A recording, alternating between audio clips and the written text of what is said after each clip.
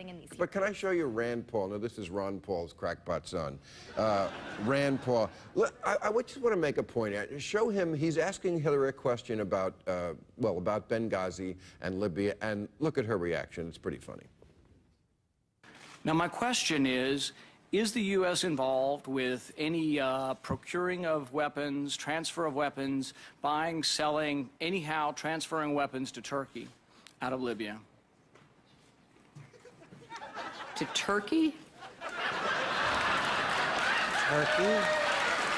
Now, if you really want to change this party, this is the beginning of the problem. The reason why she's like, Turkey, is because she doesn't live in the bubble, and she doesn't watch Glenn Beck.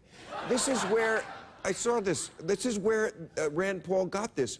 He went on Hannity the next day, and he's talking about this. He said, I don't have proof of this. No one's given me any information. I have no briefing on this. In other words, this is just a bunch of horse shit I heard on TV that I'm going to bring into the United States Senate. You know, like he's at the barber shop. Hey, here's some shit I heard on TV. Let's run this up the flagpole.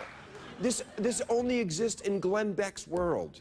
This about running guns. Here's the interesting thing. In defense of the Republicans and in defense of John Boehner, he's actually trying to pull them back to the from the brink. They're not all crazy, just a significant minority of them.